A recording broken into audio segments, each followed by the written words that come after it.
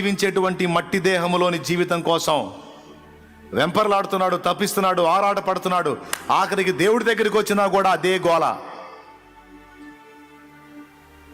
దేవుడికి భక్తి చేసిన, ఆరాధన చేసినా కూడా దీని ఆనందాన్ని తీర్చుకోవడానికే గోల.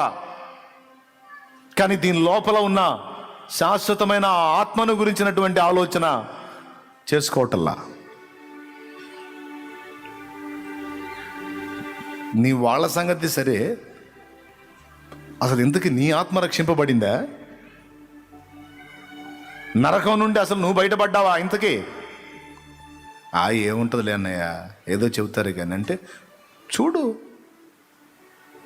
ప్రమాదం నీకేమీ లేకపోతే ప్రాణం ఎందుకు పెట్టాలి? పిచ్చా? ఆయన ఏమన్నా మానసిక రోగా? దేవుడేమన్నా మెంటలోడా? ప్రమాదం లేకపోతే ఆ పని చేశాడా? ఉందన్న డేంజర్ ఉంది కాబట్టే కదా అంత త్యాగం చేశాడు అన్నోళ్ళు చేయొద్దండి. ఎంతమంది ఒప్పుకుంటున్నారు? ఖచ్చితంగా ప్రమాదం ఉంది కాబట్టే నన్న. నువ్వు నమ్మినా నమ్మకపోయినా అది నిజం ఉంది. ఆ ప్రమాదం నుండి మనల్ని కాపాడడానికి సృష్టికర్త అయిన వాడే సృష్టి కోసం బలిదానం కావాల్సి వచ్చింది. అయ్యి ఏమని పిలుపునిస్తున్నాడు? ప్రయాసపడి భారము మోయుచున్న సమస్త జనులారా నా యుద్ధకు రండి, నేను మీకు విశ్రాంతి కలుగజేతును. భూదిగంత నివాసులారా నా వైపు చూచి రక్షణ పొందండి అని ఆయన పిలుస్తున్నాడు. ఎందుకు? ఎక్కడా ఇక నీకు దారి లేదు. ఆ ఘోరమైన నరకము నుండి, అగ్ని ఆరని పురుగు చావని ఘోరమైన నరకము నుండి నిన్ను కాపాడటానికి ఈ లోకంలో ఇంకా ఎవ్వరూ ఏమీ చేయలేదో ఇంకా ఎవ్వరూ ఏమీ చేయలేదు. లోక పాపములని మోసుకొని పోవు దేవుని గొర్రె పిల్లవలే. మీరు చూసినట్లయితే యేసు శిలువ బలియాగం, ఒక గొర్రె పిల్ల వధించబడటం ఎలా ఉంటుందో యేసు బలిదానం కూడా అలానే ఉంటుందండి. ఒక గొర్రె పిల్లని మీరు గమనిస్తే, ఆ గొర్రె పిల్లని కసాయివాడు బలి చేయటానికి దాని దేహాలు గాయాలు చేస్తుంటే గొర్రె పిల్ల ఏమన్నా ఎదురు తిరిగి కుమ్మిద్దా? ఏమన్నా దాడి చేసిద్దా? మౌనంగా, ఏమన్నా చేయని మౌనంగా. లోక పాపములను మోసుకొని పోవు దేవుని గొర్రె పిల్ల కూడా దీనుడై, సాత్వికుడై తన దేహమును చిత్రవదగా చేస్తుంటే సంతోషంగా తనను తాను అప్పగించుకున్నాడు. ఎవరి పాపాల కోసమో తెలుసా? ఎవరి దోషాల కోసమో తెలుసా? మన పాపముల కొరకు, నీ పాపముల కొరకు, నా పాపముల కొరకే ఆయన ఆ పని చేశాడు. కాదులేండి, ఆయన కూడా పాపే అంటారా? ఏం పాపం చేశాడో యేసయ్య చెప్పండి. బూతులు తిట్టాడా? చెప్పాలి. మోహపు చూపులు చూశాడా? దొంగతనం చేశాడా? అబద్ధ సాక్ష్యం పలికాడా? అన్యాయం చేశాడా? వ్యభిచరించాడా? మోసగించాడా? చెప్పాలి. ఆయన యొద్ద ఏదైనా ఒక పాపాన్ని యథార్థంగా నీవు ఆరోపించగలవా? మరి ఏ పాపము ఎరగని వానికి అంత శిక్ష దేనికి? తానే పాపము చేయలేదు, పరిపూర్ణ పరిశుద్ధుడే అయినా తాను సృష్టించినటువంటి మానవ జాతి పాపులైనందున సృష్టికర్త తానే తండ్రి గనుక బిడ్డల తప్పులన్నీ తన మీదికి వేసుకొని మనల్ని తప్పించి ఆయన శ్రమ పొందాడు.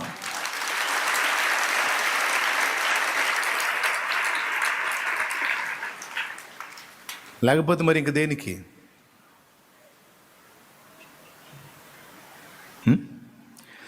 విస్తారధనమును నాకివ్వగా నీవు నిరుపేదవైనావుగా, పరలోక గగనాన భువనాల నేలేటి రారాజు నీవేగా, పరలోక గగనాన భువనాల నేలేటి రారాజు నీవేగా, రారాజు నీవేగా, రారాజు నీవేగా. ఏమివ్వగలనయ్య నీ ప్రేమకు ఏమివ్వగలనయ్య నిరుపేదను, ఏమివ్వగలనయ్య నీ ప్రేమకు, ఏమివ్వగలనయ్య నిరుపేదను.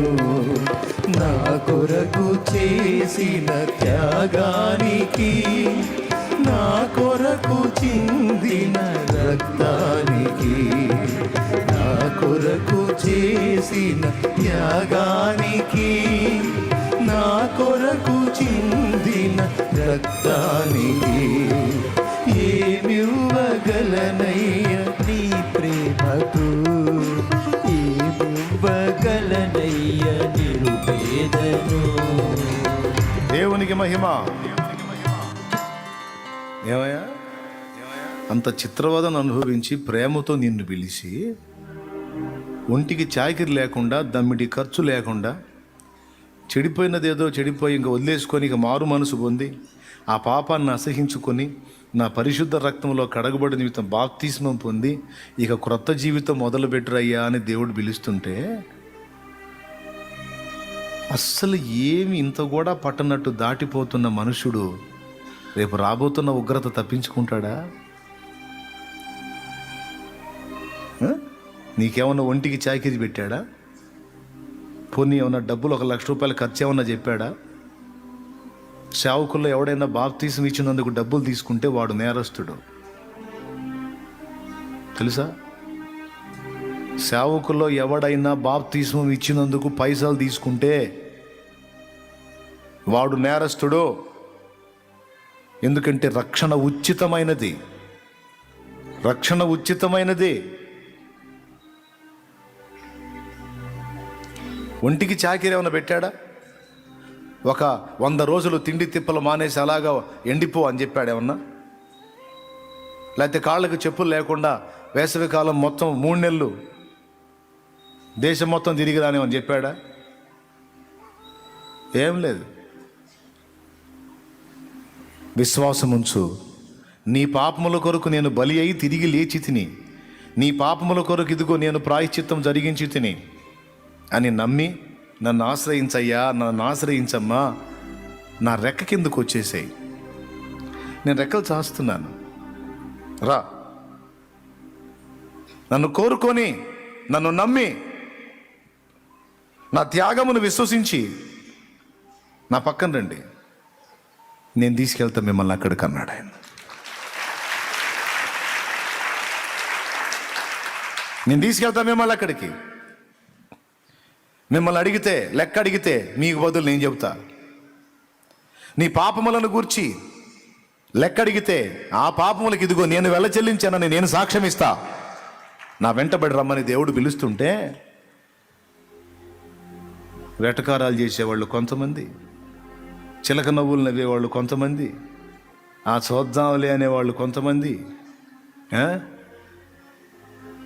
ఏడు సేవలే అనేవాళ్ళు కొంతమంది. అంత త్యాగం చేసి, అంత బలియాగం అయ్యి, అంత చిత్రవాదం అనుభవించినోడు రేపు నిన్ను వదిలిపెడతాడా? రేపు అడుగుతాడు, పాపం ఎందుకు చేసావని అడగడు, పాపం ఎందుకు చేసావని అడగడు. నువ్వు చేసావు, లోకం మొత్తం చేసింది పాపం, అందరూ చేశారు, కానీ కడిగి వేసుకునే అవకాశం నీకు అక్కడే ఇచ్చాను కదా, ఎందుకని కడిగేసుకోలేదు అని అడుగుతాడు. ఏం చెబుతావు సమాధానం? అంటే ప్రభువా, ఈ మ్యాటర్ నేను సీరియస్గా తీసుకోలేదు ప్రభువా అని చెబుతావా? ఎరా, నా సిలువ బలియాగం, నా త్యాగం నీకు సీరియస్ కాదా? మరి ఎందుకురా, నేనేమన్నా మైండ్ పోయి వచ్చి చేశాను ఆ పని? నాకేమన్నా పిచ్చెక్కి మైండ్కి ఏం తోచక చేశానా వచ్చి? నేనెవరిని? దేవుడు ప్రభువా. మరి ఏం చేశాను? మనిషిగా వచ్చావు ప్రభువా. ఏం చేశాను? ఉమ్ములు సహించావు ప్రభువా. ఇంకేం చేశాను? దూషణ భరించావు ప్రభువా. ఇంకేం చేశాను? రక్తసిక్తమయ్యావు ప్రభువా. ఇంకా నాగలి సాళ్ళ వల్ల దున్నబడ్డావు ప్రభువా. ఇంకా నా కోసం చనిపోయావు ప్రభువా.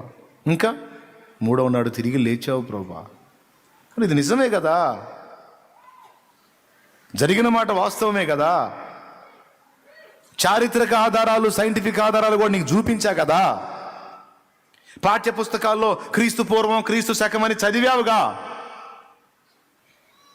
నా చరిత్ర అబద్ధమా? నేను వచ్చి చేసిన బలియాగం అబద్ధమా? ఎందుకన్నా ఆయన ఏ కారణం చేత నన్ను నమ్మలేకపోయినావు? ఏ కారణం చేత నన్ను ఆశ్రయించలేకపోయావు? ఎందుకని నన్ను అసహించుకున్నావు? కారణం ఏంటి చెప్పాయా కొంచెం అంటే ఏం చెబుతా? రేపటి రోజు గుర్తుపెట్టుకోవాలి. ఎవరైనా కాళ్ళ ముందు చూపు చూడొద్దు. చెప్పాగా ముందే, శరీరం భోగం ఏమాత్రమో అన్ని లైన్లో ఉన్నంత వరకే దీన్ని మిడిసిపాటు. ఏ ఒక్కటి తేడా వచ్చినా చుక్కలు కనపడతాయి పట్టపగలే. అందుకే ఎవరికి వాళ్ళకి మనసులో ఒక భయం ఉండాలి. అమ్మో, నా ఆత్మను రక్షించుకోవాలి. ఏముండాలి? నా ఆత్మను ఎక్కడి నుంచి? పాపము నుండి, శాపము నుండి, నరకము నుండి రక్షించుకోవాలి. రక్షకుడు ఎవరు నన్ను రక్షిస్తారు? గుళ్ళు గోపురాలు రకరకాల తిప్పలు పడి తిరిగి విసుగు పుట్టింది. నన్ను రక్షించే రక్షకుడు ఒక్కడు కూడా కనపడలేదు. నేను తిరిగిన వాళ్ళందరికీ వాళ్ళకే రక్షకుడు అవసరమయ్యాడని అర్థమైంది. ఎందుకంటే నేను ఈక్వల్. వాళ్ళకే రక్షకుడు అవసరమయ్యాడని అర్థమైంది. ఇక నేను మొత్తం కలిసి క్యూలో ఉండేవాళ్ళమే. వాళ్ళకి నాకు మా అందరికీ రక్షకుడు యేసేనని తెలుసుకున్నాను.